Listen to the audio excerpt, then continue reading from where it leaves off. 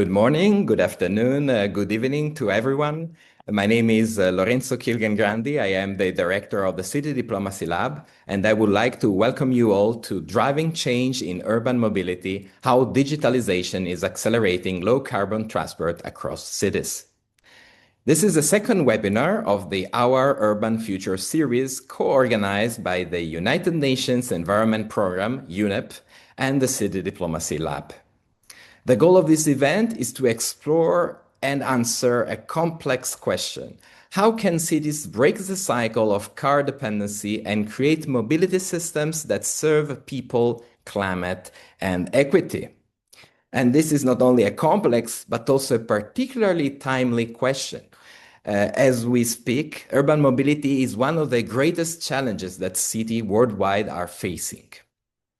And this has a sort of value on many different levels, of course. We can start with the climate level. Transport is the fastest growing greenhouse gas emitting sector globally and relies heavily on fossil fuels.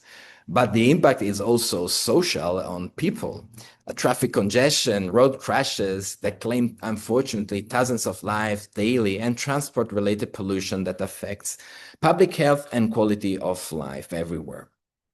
And unfortunately, the challenges are only going to increase as demand for passenger travel is projected to more than triple by 2050 compared to the 2000 levels.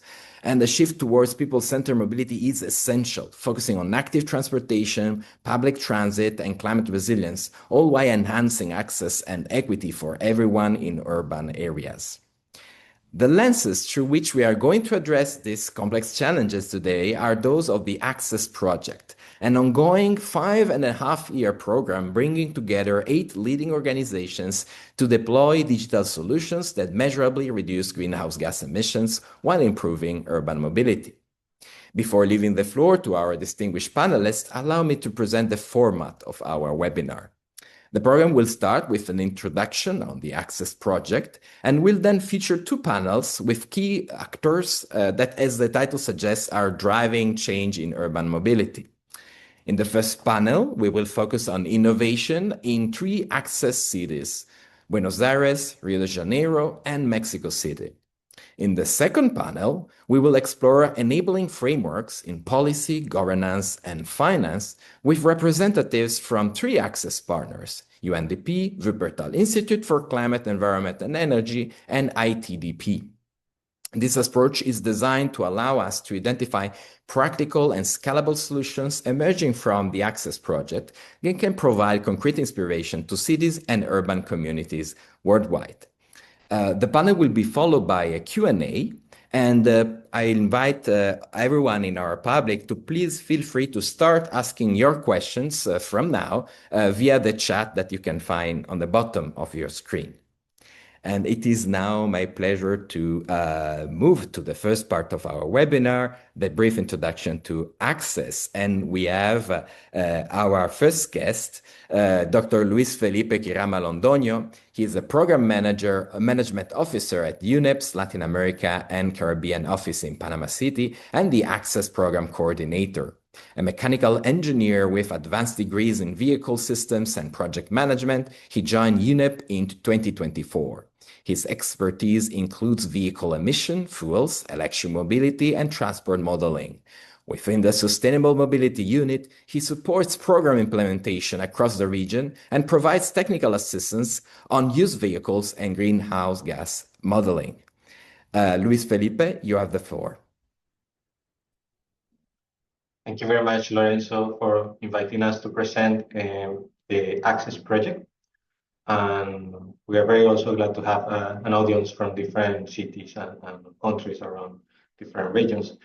So the Access Project, it's a project that started in 2020 with a concept note that we developed in coordination with country representatives and with city representatives. And after 2 years, we have the possibility to elaborate and extend the proposal.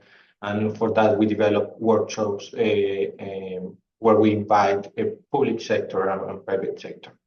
But before going deeply in what Access will deliver or is delivering, I would like to highlight that behind this, there's a consortium of different organizations that are implementing access. So we have 3 different programs of the United Nations system, which are UN Habitat, the United Nations Development Program, and us, the United Nations Environment Program.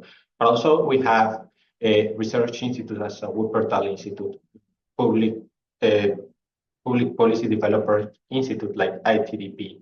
We have also research and NGOs like Centro de Movilidad Sostenible. We have ICLE, which is a cities, a network cities. We have also universities behind this that are implementing the academic part of access, and initiatives around electromobility. So we have had a consortium with different expertise that at that time in 2022, in coordination with this regional program, developed an extended proposal to have data and how to use that data for mobility and for developing policy frameworks.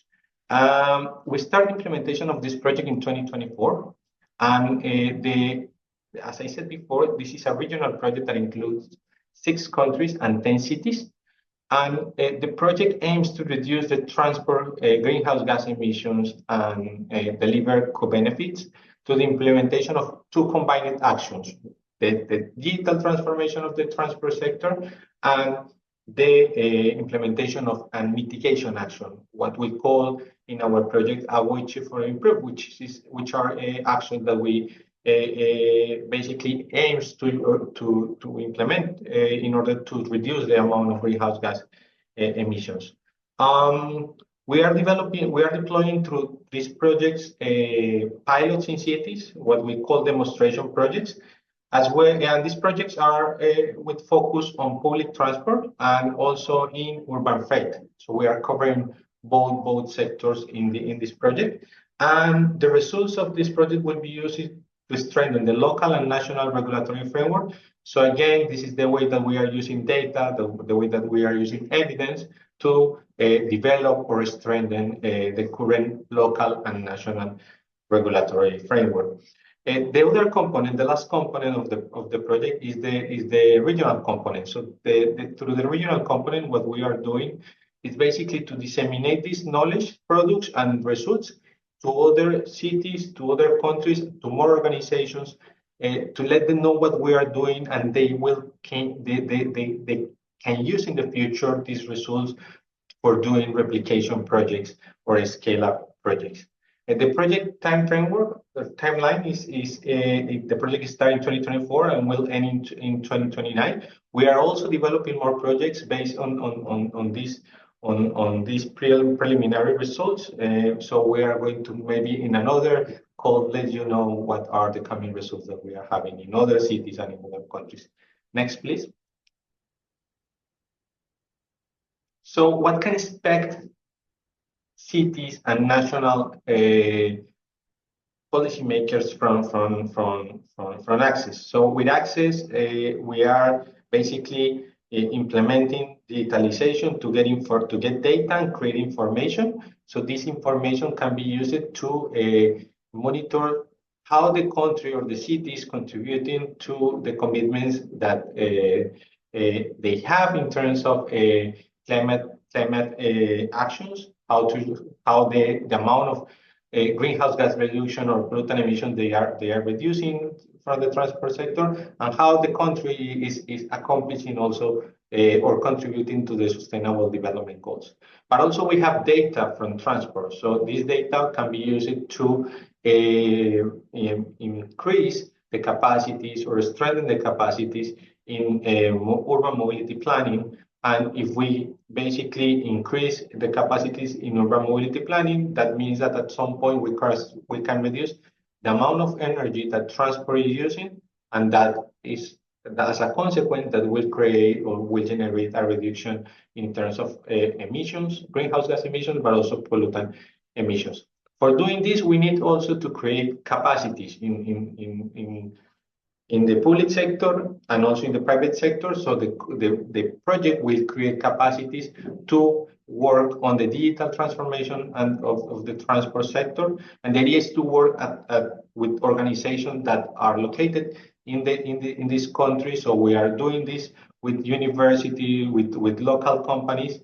And the last point is for implementing this kind of project, we need to identify investment in instruments that allow us to do the pilot, but also to extend the pilot in other vehicle fleets or in other transport services. So we are working on how to assess the benefits of digitalization in terms of revenues.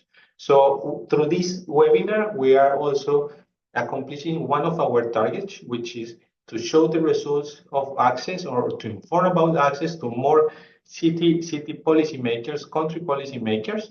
And we are very happy to show in this webinar what we are considering in terms of demonstration projects and how those demonstration projects will contribute to the development of regulatory frameworks. Thanks for inviting us again, and I give the word back to you.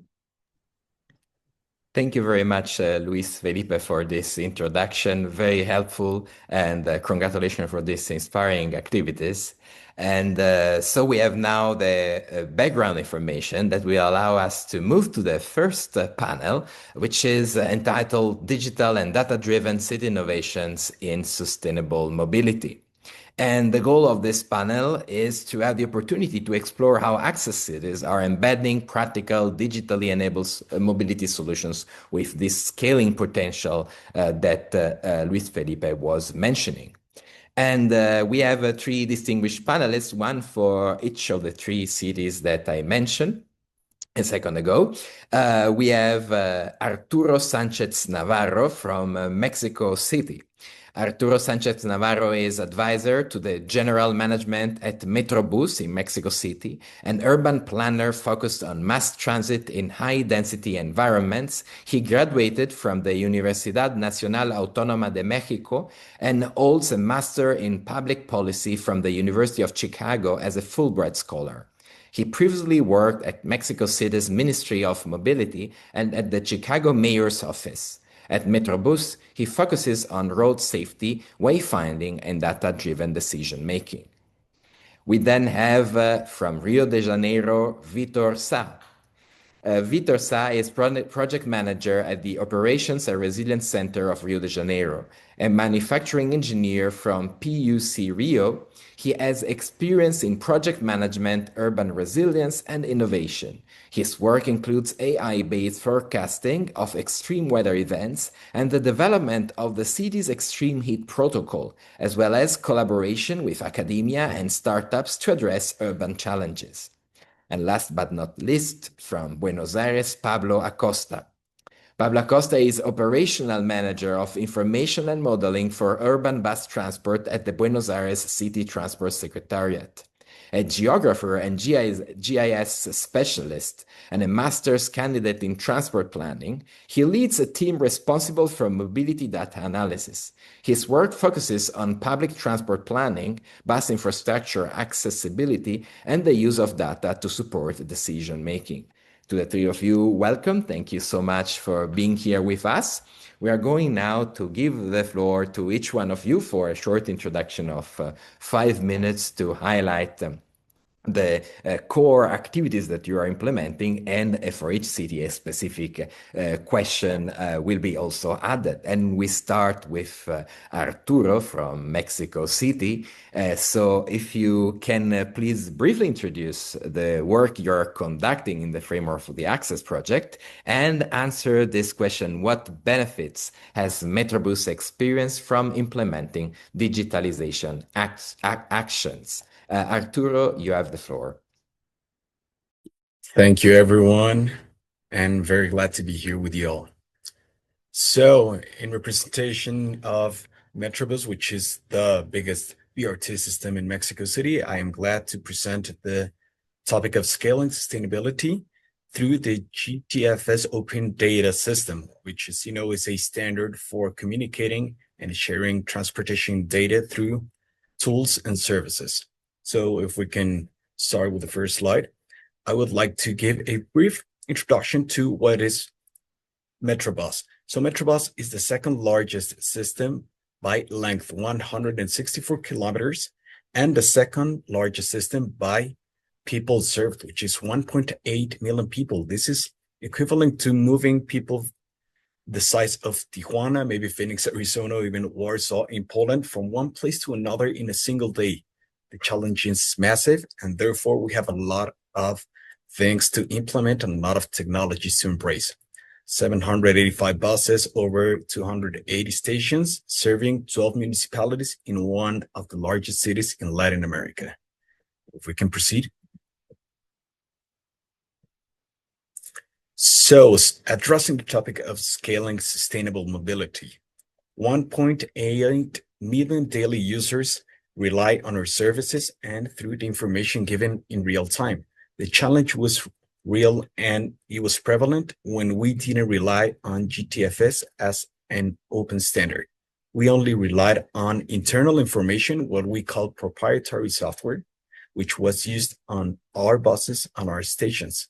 Therefore, we couldn't use the apps because we didn't rely on the open standards that some of the competitors, now competitors we can call them, Google or Moovit, were relying upon. So we had a closed environment. We couldn't open this data for people to use it in their phones and in their pre-existing applications and mobility patterns. So the commute was uncertain. So speaking about GTFS in real time, now we discovered and we implemented in recent times this real-time GTFS to sync the city's backbone of GTFS mobility with these pre-existing tools, Google Maps and Moovit, which is the tools that people already use. This has allowed us to save a lot of money and time and development in marketing and software by relying on third parties that, once again, tourists and people external to the Mexico system already use, so we can actually improve how they travel and plan the travels in a daily manner.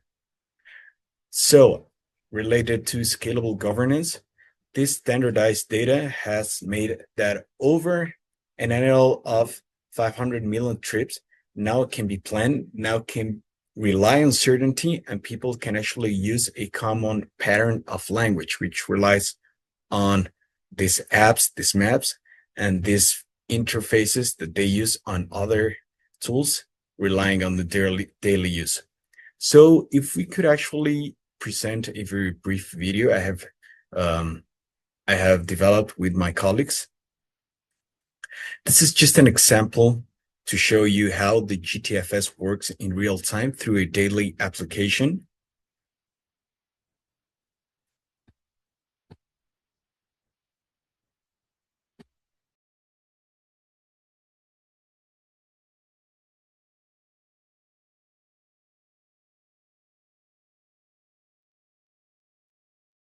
Thank you. So this is a case use of one of our users. She wants to come from point A to point B. We can now use real-time GTFS to know when is the next bus coming, and not only the next bus, but the next bunch of buses coming. We know in real time how they approach to the station, what's their speed, and how they can actually go through their day so a user can effectively plan on their daily routines. One other specific use of GTFS in Metrobus system is then we can track in our control center, which is where I'm right now, the real-time whereabouts of every single one of the 750 buses that go in the system, which allows us to take better decisions on how to distribute these units. So if we notice that there's a certain bunching, that there's a certain inefficiency in the system, we can track, plan, and then address our chronologic time schedules to actually make better services for the people by using these positive feedback loops. So just to close out my intervention here with Metrobus, the GTFS is not a new tool, as many of you know, but we are addressing it in a whole different way by using it to strengthen our tools, to give power to the people with pre-existing apps like Google and Moovit, and to make better decisions by understanding the mobility patterns of our fleet, to design better timetables, and to understand how to better improve in a daily basis. Thank you all.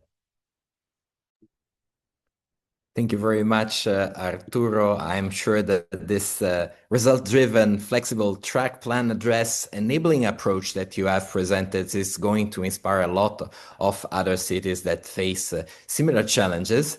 There are only a few, of course, that have such a huge population challenge that you have just presented, but certainly this is something that can inspire a huge variety of cities all across the world. Thank you so much for sharing.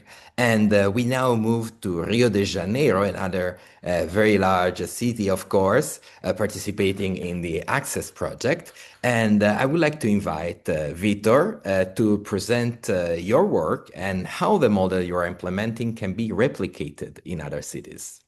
Vitor, you have the floor. Hello, everyone. Thank you for the introduction, Lorenzo, and many thanks to UNEP and the City Diplomacy Lab for organizing this webinar. We can go to the first slide, please. And the next one, I think it's better. First, I would like to provide some context.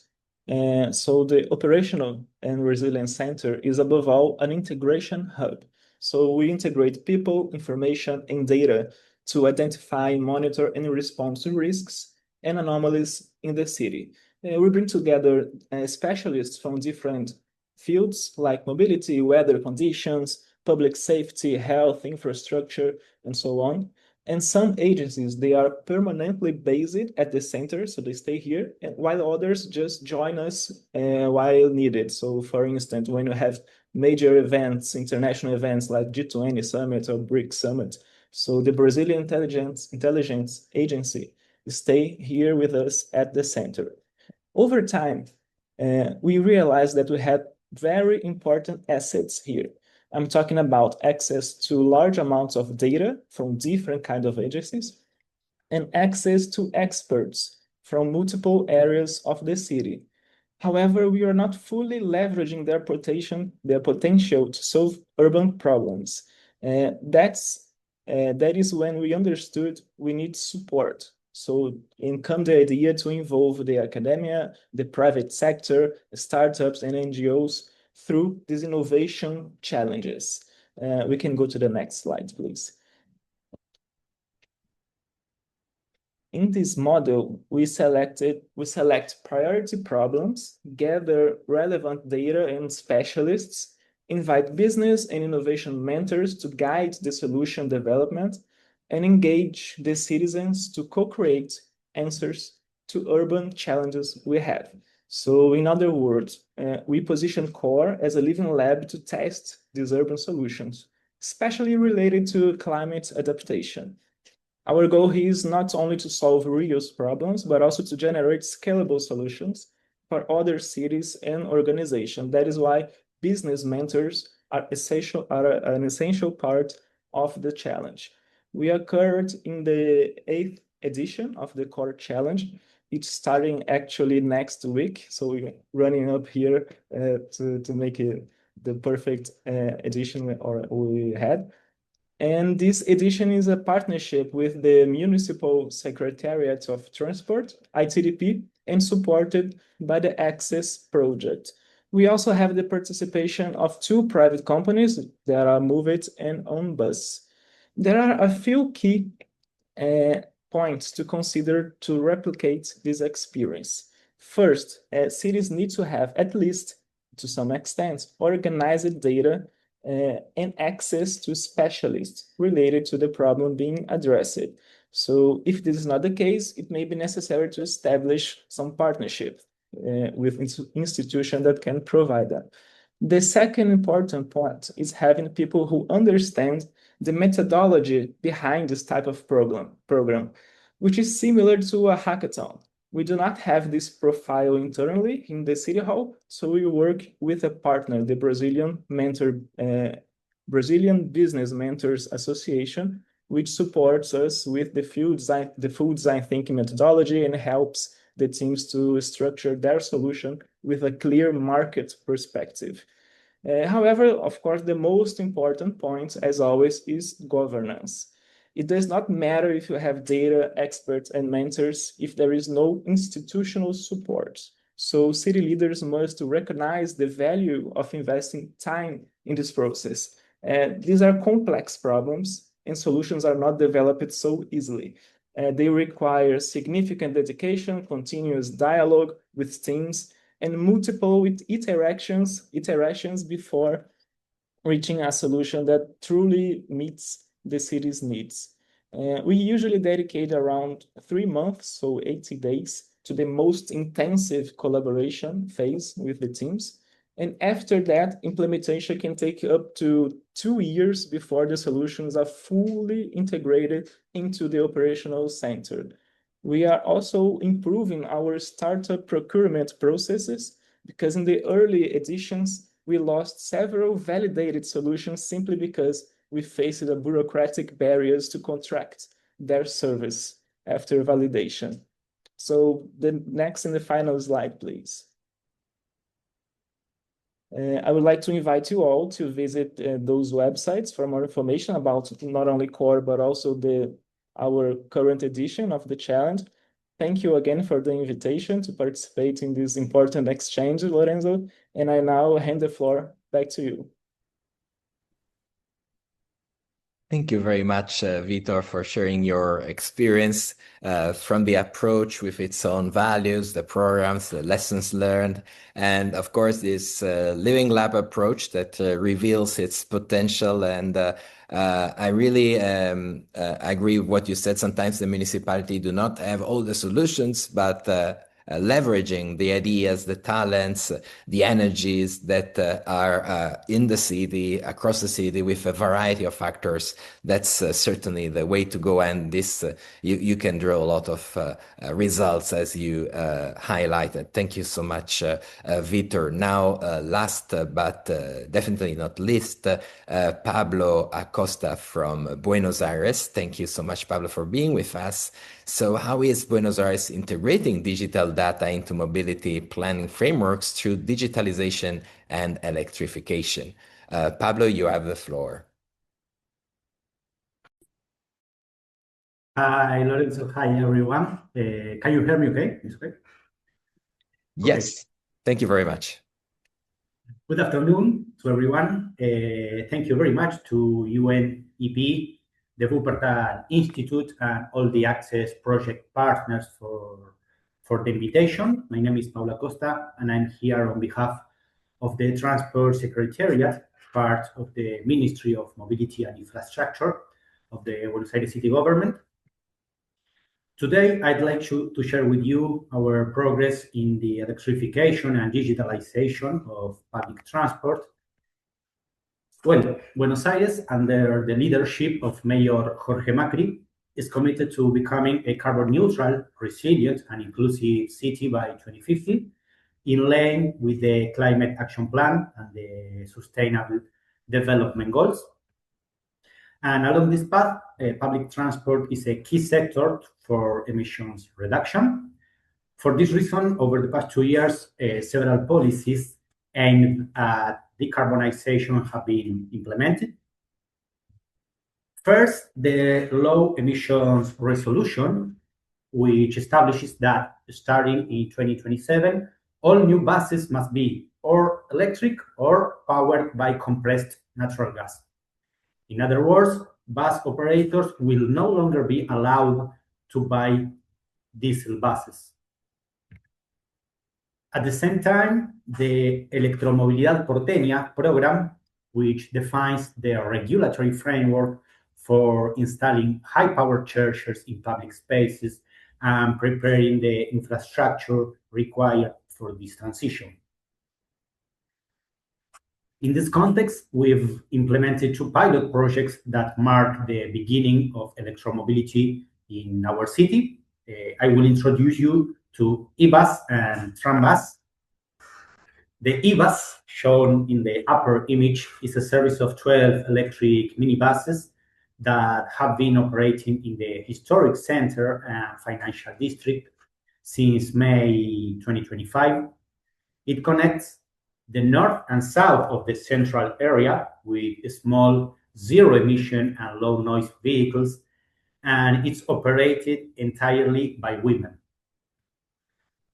This project is strategic for us because it represents the first concrete step toward the electrification of public transport in our city. The service bus covers a 15 kilometers route, runs every 12 minutes during rush hours, and has already carried more than 350,000 passengers. In addition, it incorporates innovative digital solutions such as automatic passenger counters, which provide geolocated information about boardings, alightings, and travel patterns, improving data-driven decision-making. In this context, we participate in the EBRT project, which will implement a smart charging system to optimize the energy management of the electric fleet and improve operational efficiency.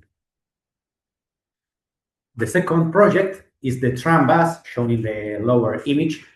Tram bus is a high-capacity electric corridor with 100% electric conventional or articulated buses, which will run on exclusive lanes with traffic signal priority. It means the system detects the tram bus and gives it priority at traffic light, reducing travel times by 40%. This project is currently in the implementation phase, with construction work underway and the manufacturing of a total fleet of 52 vehicles, 10 of which are already in pilot operation. This stage allows us to validate technologies, conduct operational tests, and adjust parameters before full service deployment. In this framework, we are working with the Access project to reinforce urban trips, which is an open source tool that enables the reconstruction of trips from fare payment data, the generation of origin and destination matrices, and the identification of mobility patterns. This information improves planning, optimizes resource allocation, and allows us and the system to operate more efficiently and sustainably. And now to finish, I'd like to thank you very much. It's always a pleasure to collaborate with international partners and initiatives such as EBRT and Access, and to continue working together toward more sustainable, inclusive, and data-driven urban mobility. Thank you very much. Thank you very much, Pablo. I believe you put a very important, interesting accent on the many tools and opportunities for municipalities to go towards these digital mobility opportunities. The importance of public procurement, regulatory power, on how the digital transition can be, in fact, fast-paced, accelerated, and how this way both climate and social goals can be advanced in a sort of comprehensive vision of sustainable urban development. Thank you so much, Pablo. Thank you so much to our three panelists from the first panel. And without further ado, we now move to panel 2, from pilots to systems change, digital tools, policy, and finance. Here we will have the opportunity to listen to partner organizations, Access partner organizations, explaining us how digital systems, policy frameworks, and financing mechanisms can help cities scale and sustain these approaches. And we have three distinguished panelists for this panel, starting from UNDP, Reina Otsuka. Reina is a global lead for Digital for Nature and Climate at the United Nations Development Programme, UNDP. She leads UNDP Digital for Planet portfolio, supporting countries in advancing climate and nature policies through digital readiness assessment and carbon registries. She previously served as an environmental specialist with UNDP Rwanda and brings experience from the private sector and social entrepreneurship. She holds a master's in sustainability and is a PhD candidate in science, technology, and innovation policy. From Wuppertal Institute, we have the pleasure of welcoming Maria Rosa Munoz. Maria Rosa is a senior researcher at the Urban Living Lab Center at the Wuppertal Institute for Climate, Environment, and Energy. She holds degrees in economics and urban management and is currently completing her PhD at the Technical University of Berlin. Since 2018, she has led sustainable urban mobility projects in Latin America and currently oversees the Access Project in Argentina and Ecuador.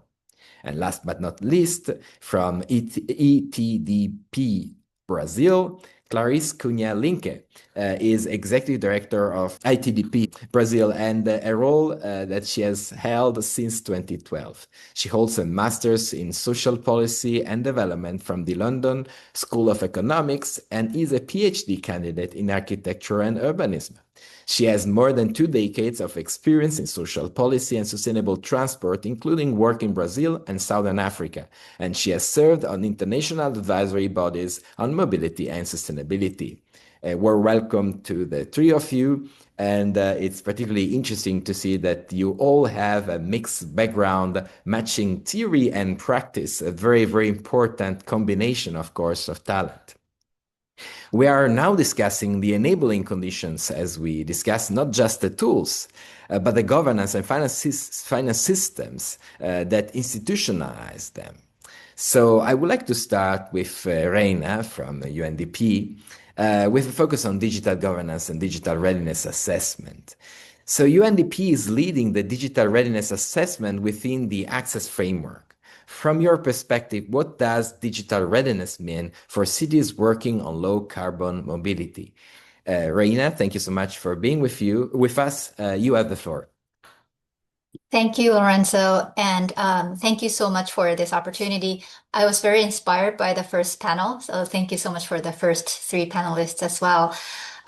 So what I will try to do is maybe take a step back and try to see if we can put the 3 presentations into a framework.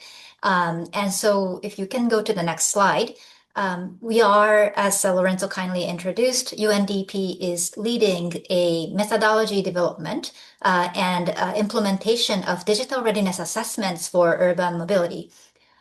For those of you who've never heard of a digital readiness assessment, it is meant to be a tool to provide some rapid and high-level insights into a country or municipality's digital strengths and weaknesses, because each country has different levels of digital maturity, and a lot of the interventions can be planned based on the maturity of depending on the elements of the maturity of the elements surrounding each of the municipalities. We also think this kind of assessment is not just about producing a report. The whole process of engaging with the different stakeholders from public sector, private sector, civil society, and different parts of the society is very important, so that we can collectively start to imagine what a whole of society digital transformation might look like to unlock sustainable urban mobility. It also helps to improve the coordination and, of course, the clarity to drive this kind of transformation work. Next slide, please. And so if you think about it, digital transformation doesn't happen overnight. And there's different levels of transformation, and starting from a basic where a lot of the foundations are lacking, and which means that it will hinder the process for further stages, up to a transformational stage where a country is advancing in all areas of national and municipality level digital transformation based on a integrated strategy. So there's kind of this nuance between these big 2 extremes. Next, please. So what I would like to try to elaborate a little bit further is how we can think about digital readiness in a whole of society way.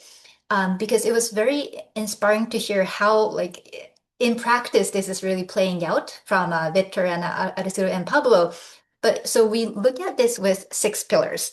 And it is helpful to look at it with this kind of framework so that we don't miss out some of the different elements.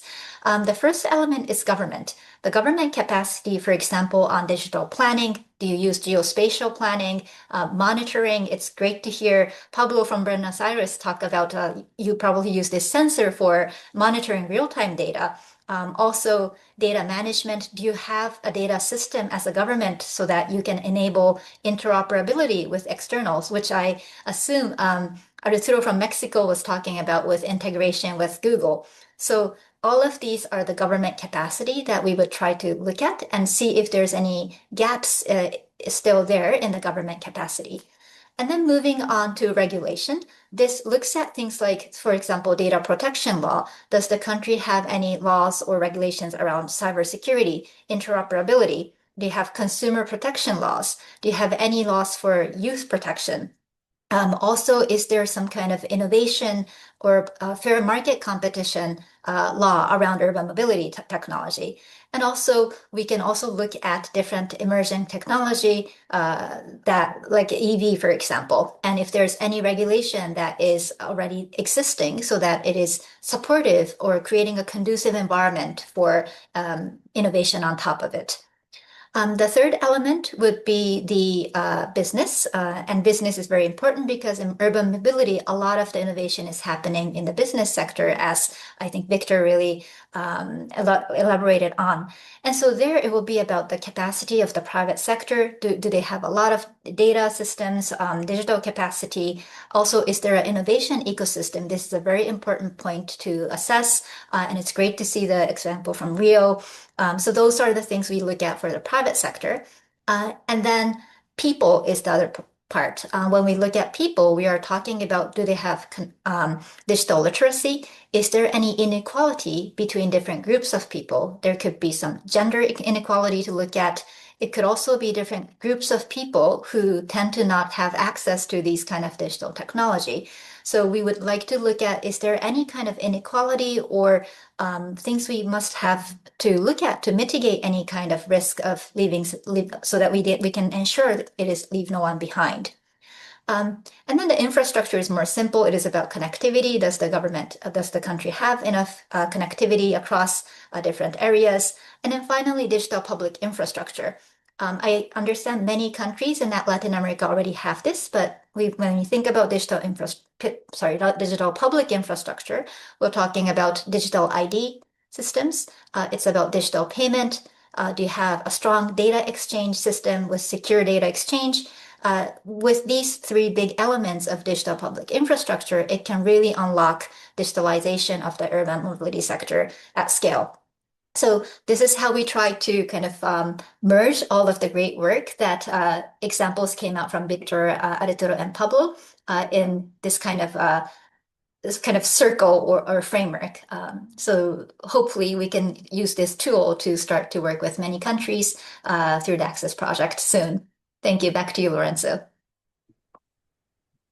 Thank you very much, Reina. It was very interesting to listen how important is the digital readiness assessment to accelerate digital transformation. And I really like this idea of sort of a common language, if I may say so, for impact, a language for impact that goes within cities, but also across cities and across countries. So really a scalable communicating framework that you this way empower and streamline. Thank you so much, Reina, for sharing this. We now have the opportunity to listen from Maria Rosa Munoz from the Wuppertal Institute about policy and planning. So the Wuppertal Institute is leading the Access Country projects in Argentina and Ecuador. From your experience on the ground, how can digitalization practically strengthen, avoid, shift, improve strategies within sustainable urban mobility planning? Maria Rosa, thank you for being with us. You have the floor. Thank you so much, Lorenzo, and it's a pleasure to be here. Thank you for the invitation to this event. And well, first of all, and I think many things have already been said from the people who's working on the ground, but also from Reina, all the aspects that digitalization need to look into. And I would like to focus a bit more on some examples that we have on the ground from Ecuador and from Argentina. And first of all, I think it's worth mentioning that both Buenos Aires and Quito, which are the two cities on which we are working in the context of access, launched or updated their sustainable urban mobility and climate action plans, as Pablo mentioned, in the last 2-3 years, reflecting the importance of adopting this avoid, shift, improve approach to reduce the emissions from one of the most polluting sectors in both cases, which is transport. And that situates these cities already with ambitious policy instruments that are already in place and that already acknowledge digitalization as a powerful tool for achieving their goals. However, when it comes to the implementation as such, the governance and legal frameworks, the data access and standards, and the technical capacities are often lacking. And that's something that the DRA that UNDP will conduct in all these countries will help us identify. And here, I think it's important to say that there are a lot of digital tools, as we all know, that are already being widely used in medium and large cities in Latin America at the moment. And just to exemplify this a bit more, I would like to pose a very simple question, like how many of us have at least one mobility app in our phones? And I actually checked in the morning, and I have 5 at the moment. And I'm not the person who likes to download apps, but I still have 5 apps, 5 mobility apps that I'm using constantly. But the question is this mobility data available for cities to improve their mobility planning? That's the question. And to better illustrate this issue, I would like to provide some examples from Argentina and Ecuador. And given the time, I will focus mostly on the governance and legal frameworks. And I will also refer a little bit to the presentation that Pablo did. One of the most basic tools for mobility planning is, as many of you may know, the origin destination matrix. This is usually based on household travel service, and it's very costly, and given its complexity, is conducted in average every 10 years in cities, which for dynamic cities like Latin American ones, this is way too little. However, there are now digital sources such as public transport smart card data, like the one that is being used in Argentina, or mobile phone data that we are producing in real time on a daily basis, on an hourly basis, on a second basis, that can be used to estimate these origin destination matrices. That's the case of the Urban Trips, this open source platform mentioned by Pablo in the previous panel, which is a tool not only being used in Buenos Aires, but widely in Argentina for mobility planning. Nevertheless, despite the fact that many large cities in the region have smart payment systems in place, not all have access to the data. And that's where the problem lies. Similar things happen with public transport monitoring system, that is the GPS devices installed in all public transport units to monitor them in real life. So the first point I would like to strengthen is that working on the governance and legal frameworks between the national and local authorities and the private service providers is key to have access to the necessary data for mobility planning. It's not that the data is not being generated at the moment. It's not accessible yet for many cities. And then I would like to bring also the case of Quito. Quito is at the moment in the process of implementing the integrated payment system in all public transport systems, as they call them. They started with the easy ones, which are they operated by the municipal enterprises, like the subway and the BRT system, but they still need to integrate physically and tariff-wise private operators. This is the challenge on which Access will be supporting the city. And for that, besides allowing private operators to test the technology, which is part of the pilot, we will be working with the city in the governance framework, for sure, on how to cooperate with the private operators. But here I would also like to highlight 2 very important complementary processes that will carry out in the context of Access, which are the socialization and communication process, not only with the public transport operators, but also with public transport users, which is key for the widespread adoption of these tools. Like we see a lot of reluctancy from public transport operators and even from users to use these new tools. So we need to provide some communications strategies that help us move forward with this, be able to collect more efficiently the data that we need for better planning. So with that, I think I pose on the table some of the topics on which we will be working and how we can contribute to a better mobility planning from the digitalization perspective. Yeah, back to you, Lorenzo. Thanks. Thank you very much, Maria Rosa. Very interesting contribution on how digital technology allows cities to avoid the costly, time-consuming solutions and adopt agile mobility systems. I really also find particularly interesting this accent on the multi-level, multi-stakeholder and participatory approaches that you mentioned to access the needed information. And last but not least, also the importance of communication tools for better planning. Those are all very interesting topics. We probably circle back to that in the Q&A. I take this opportunity to mention that all participants can ask us from now the questions in the chat. We will address them as soon as this panel ends. And now, last but definitely not least, we have the pleasure of giving the floor to Clarisse Linke from ITDP. Finance and scaling will be the topic here. How can embedding emissions tracking, accessibility indicators, and performance dashboards into mobility planning increase investor confidence and reduce perceived risks?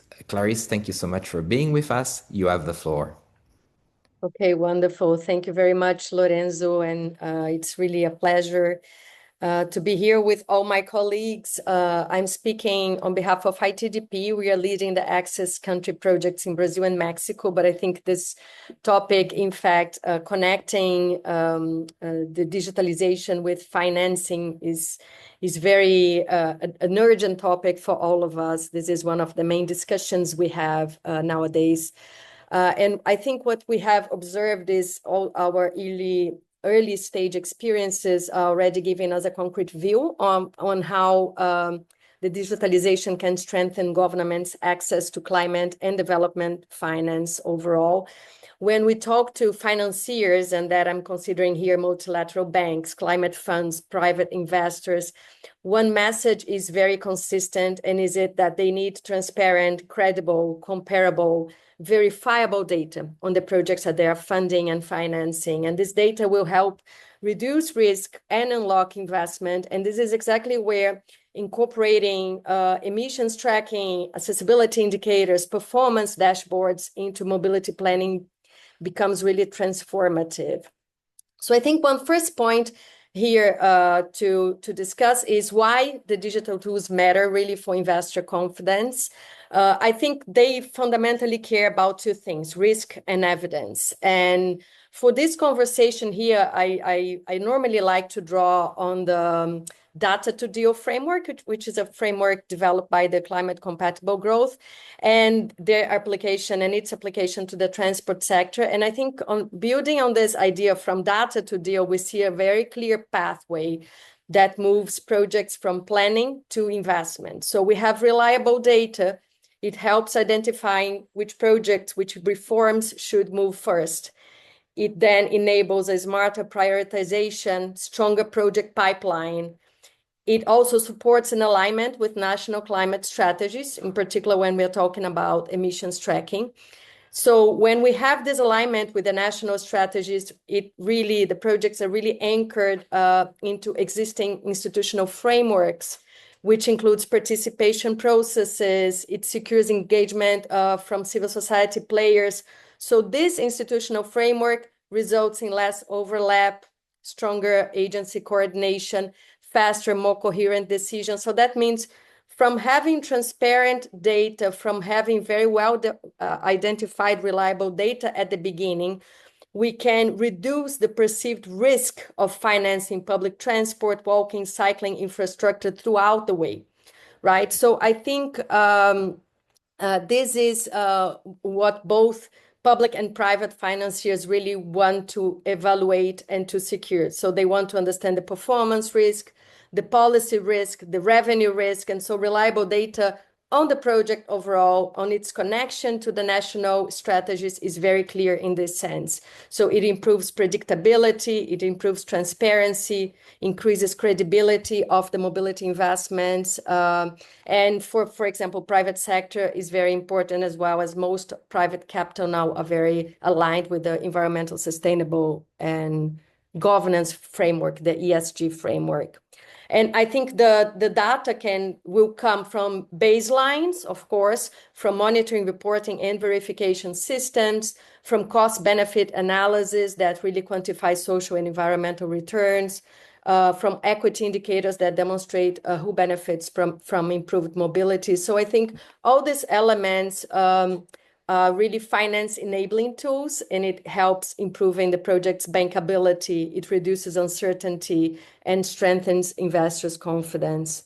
A second point I would like to mention is the importance of emissions tracking and climate alignment. I think I already said that, but I think this is extremely relevant at this point, that we can demonstrate the project actual and GHG reductions, that we are aligned with countries' NDCs, that we are complying with monitoring requirements from climate funds, from development banks. So when the projects can really comply with all these indicators, they are also resulting, we can also produce a documentation that really shows how transport investment can be de-risked. So I think that also increases or accelerates access to funding, to financing overall. So it's not only a technical tool, but also like a financial risk mitigation. I think there is another point I would like to mention before closing is the relevance of accessibility and equity indicators. I mean, so that we need to really discuss and understand who benefits from the projects, and through access, we are looking at how transport projects can really affect or improve, in fact, people's access to education, to jobs, to care, infrastructure, and especially to reduce exposure to risks like climatic risks. So the metrics that we collect through the digitalization tools they really matter for investments, because equity indicators can demonstrate the project broader social benefit. And I think this is something that not only the multilateral banks, development banks are looking at, but increasingly private capital is also looking at that, in particular when they are ESG-driven investors. So I think when we have projects that are well-tracked, it reduces the risk of political pushback, community resistance, poor social performance, so risks that are perceived as soft risks, but can really delay or derail financing. I think this is extremely important as well. And just as a main recap, a main point here is that this is a very important way for us to leverage private capital. So dealing only with public funding is not enough for us to really advance at the pace we need to advance. And for us to engage with private capital, we really need to have clear climate benefits, strong governance and transparency, quantifiable social and equity outcomes, reliable long-term operational data, and that's why adopting digital monitoring tools is really a very robust way of de-risking the projects and really ensuring we have new players on the game, and that we can accelerate transformative change on the ground. I guess that's it. Thank you. Thank you very much, Clarice, for this insight on how digital monitoring tools can be a very important asset, a key for the bankability of project from the perspective, and this is very interesting, from both public and private financing institutions, as you highlighted. And thank you for your tips on how to improve credibility with these institutions through data, importance of alignment with the national strategies, of course, wherever this is possible. Unfortunately, a few countries, we can see a disalignment between the national and the local climate ambitions. and of course the accessibility and equity indicators that you highlighted for a comprehensive impact of digitalization process for the whole perspective of sustainable development. Many thanks to our panelists from both the first and the second panel for this inspiring insights on best practices and scaling and replicating those initiatives across the region and across the world. I now have the pleasure to open the floor to questions from the public. You can use the chat and ask the question. You can direct the question to the specific panelist, or if it's a general question, of course, we will open for answers to as many panelists as possible. I'll give you a moment to write those questions in the chat. And meanwhile, I take the opportunity to start with a question myself. I would be very interested in knowing how the use of AI, or specifically the AI related to urban mobility, is implementing changes, how it is impacting your daily work, how is this an asset that you intend to integrate in your activities, and to what extent, what are the key opportunities related to this transition. I open the floor, inviting the panelists to raise their virtual hand with the app, using the virtual hand tool on the bottom. I don't know if anyone would like to address this AI question. Okay, no problem. We can move to a second question.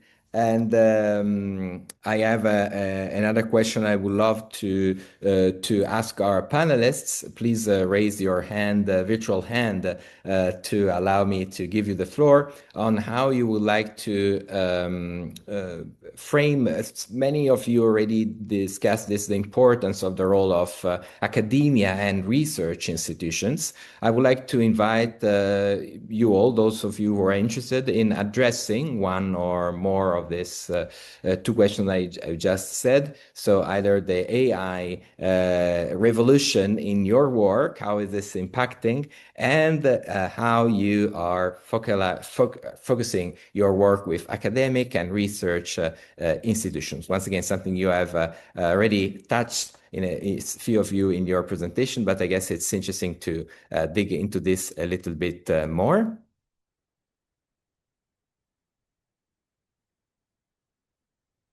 Oh, yes, I can see first Maria Rosa and then Vitor. Thanks a lot. Yes, I wanted to reply to the second question that you posed. And like for us, the work with academia is very important. So we're relying a lot on academia as a local partner, as a local key partner.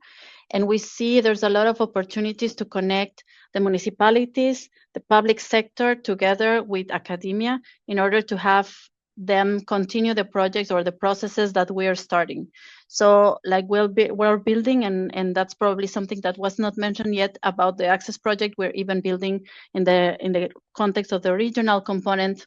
We're building a network of universities where the idea is to exchange between the different partners on digitalization, on what works and what doesn't, and continue working together with the local authorities in the development of these tools. And that's, for example, the case that we have in Ecuador, in Quito, where we are working with a network of universities that are supporting the project development, and they provide their expertise on the field and on the context. And the idea is that they continue working together with the local authorities after the Access project finishes. So we see them as a key partner, and we will continue working with them. Yeah, thanks.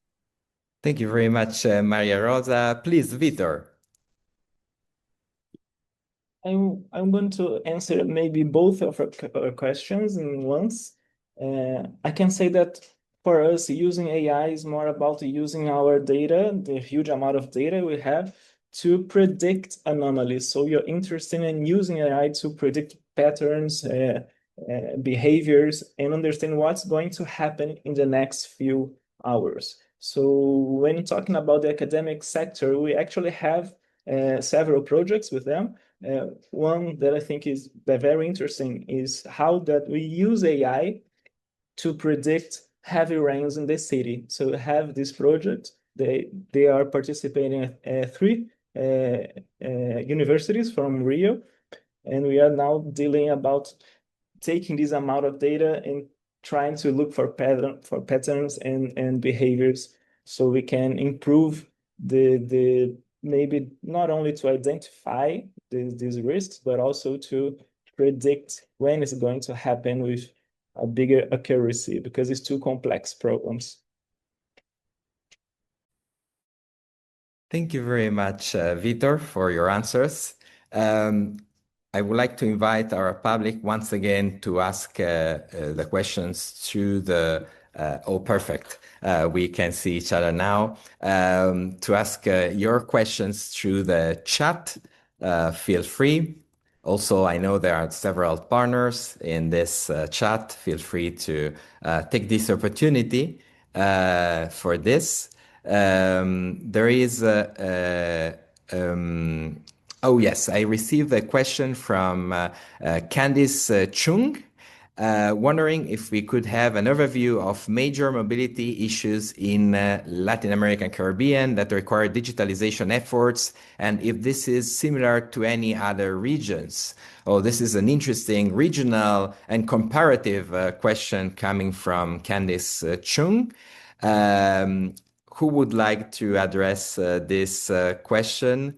Maybe Luis Felipe or Reina. I can see Clarice. Clarice, the first hand to show. You have the floor.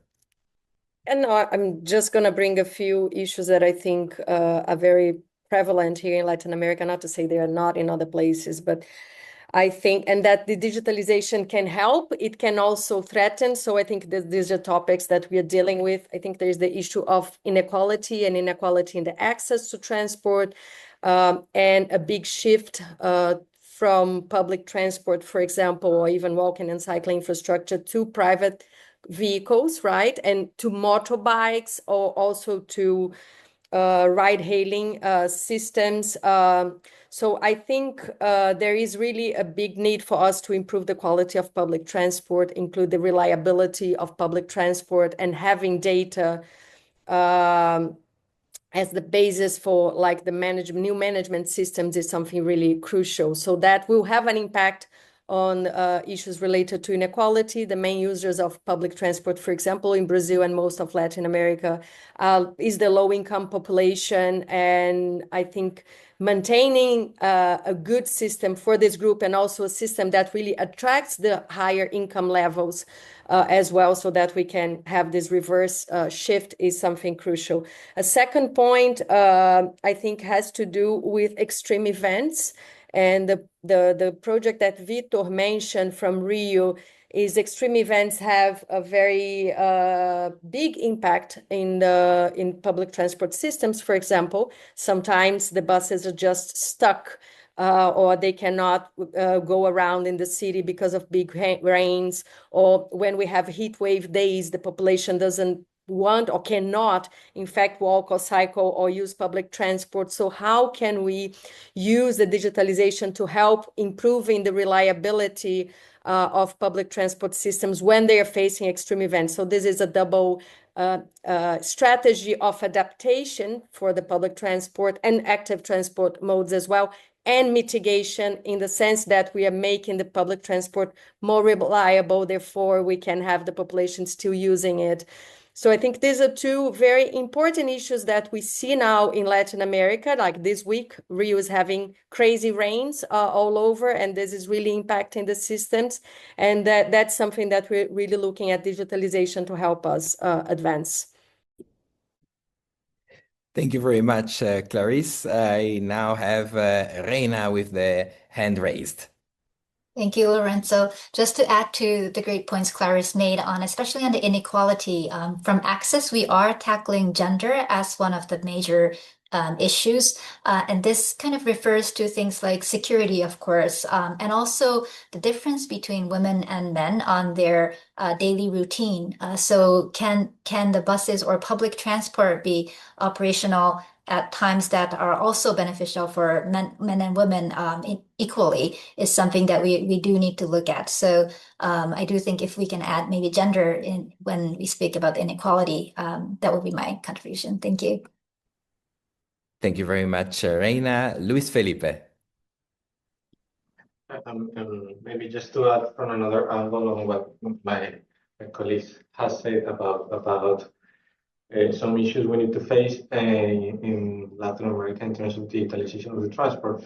I think that the technology is there. So to monitor the amount of pedestrians, the amount of cyclists, how much people are using the public transport, there is technology that it's available. So I think that the technology is not the main issue, not the main gap. I think one of the main gaps is also to create that kind of confidence framework where anybody can share the data and we can use the data for developing policies or from the private sector perspective, maybe to use that data to improve their efficiency and to create a more efficient business. So to create those kind of cooperation framework, I think is the most important thing where we need to work in access at this moment. Thank you very much, Luis Felipe. We have another question from Maria Artman from UNEP. First of all, complimenting, she loved learning about the GBTF, Financing for Digitalization Nexus, and how to mobilize the private sector.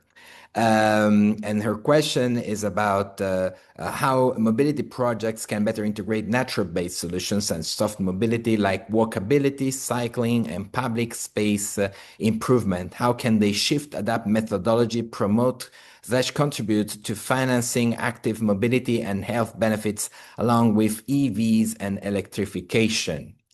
So who would like to address this question? This is, I guess, a general question open to the whole panel. Who would like to answer this interesting question? Nature-based solutions, soft mobility, walkability, cycling, public space improvement. Well, ITDP has just launched a study, so I'm going to share the link here in a bit, exactly looking at the integration of nature-based solutions to transport. So we are looking a lot at either green corridors or areas around public transport stations so that we can better integrate public transport and active transport mobilities. I think there are many interesting solutions that that we have observed in many places that are really trying to shift the amount of cement that we put in the cities and dedicate to private transport, and looking at, thank you, Yuri, for that. Looking at better strategies to really adapt the public transport infrastructure, considering climatic events. So here in Brazil, we are looking a lot at the changes in heat. So either heat wave days and increase in the average heat throughout the year, or changes in precipitation that normally are leading to floods. So we are looking at solutions that can also improve decreasing the temperature, that offer better drainage for the system, and that has an impact in the surrounding. So that inside the system, but also outside, like looking at the station area and at the areas for cycling and walking infrastructure. So we are talking about shades, but we are also talking about water drainage systems. I think this is something that at COP30 became very evident for me, that it's something that the finance, like funding and finance sector is really looking at. So solutions that offer mitigation strategies, but also adaptation. So the need for us to better combine that. And something crucial is for us to have a really good understanding about which areas are more sensible to extreme events, right? So we have been looking at that in Brazil and looking at metropolitan regions. These are the most populated areas and normally the areas that doesn't have enough green and doesn't have enough shade and doesn't have proper drainage system. So these are areas that tend to be more vulnerable because they have more sensibility to extreme events. And so this should be, in fact, the first area for us to invest, right? Probably the most difficult ones, but mostly these should be the ones that should become a priority. And I think that naturally will contribute with health benefits, for health benefits, because we are also talking about people using more active transport modes like walking and cycling. And there are already a lot of studies that show the benefit overall for the society and for people. So I think these are all many different topics that Marie is bringing, but very important for us to be able to frame all of them, to link all of them. And again, that's why digital monitoring systems can help us in a way of understanding what are the different outcomes that we want, the different data we need, and how to better align all of them. And yeah, the link is here on the chat Yuri put for us on this study. It's in Portuguese. I hope it's useful. Thank you very much, Clarice, for this answer, and many thanks to Yuri as well for sharing the document on the chat. And is there anyone who would like also to address the question from Marie regarding this topic? If not, we can then move to another question coming from Carolina Cristina Griggs. How hard is it for cities to get data from transportation apps? Google Maps, Waze, and Uber asking as a local non-profit charged with demanding more from public transport in Florianopolis, Brazil. Very interesting question. Who would like to address? I know this is a recurrent challenge, not only in Latin America, but of course across the world. Some cities had, of course, a lot of visibility in this kind of struggle on the international media. I can see Vitor raised the hand. Please, you have the floor. Thank you, Lorenzo. I think for us, we have different partnerships with transportation apps. We have partnerships with Google, with Waze, with Move It. Usually we try to get all of them on board. The problem for us is not making this partnership. What's difficult for us that some companies, they really doesn't share their methodology behind their numbers. So we have just to accept it, their numbers, their indicators, believe that it's right. So we try to work closer to them so we can understand the data to extract the best information as possible. But when it's not possible, we tend to build our own solutions because we have to understand what's happening to take decisions. So for us, it's not about making partnerships or having access to some of their data, but they have this treatment of data that we have to understand before accepting it. Thank you very much, Vitor. Any other representative from a city who would like to share their perspective?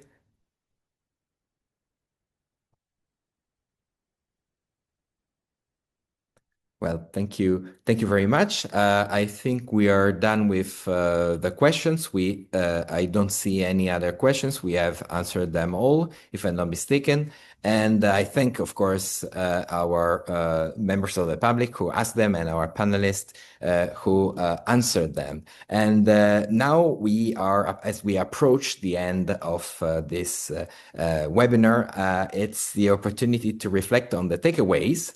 And many thanks, of course, to our panelists for giving us so much food for thought about this, and for opening up to this actionable takeaways wrap-up session. I would like to give back the floor to Luis Felipe.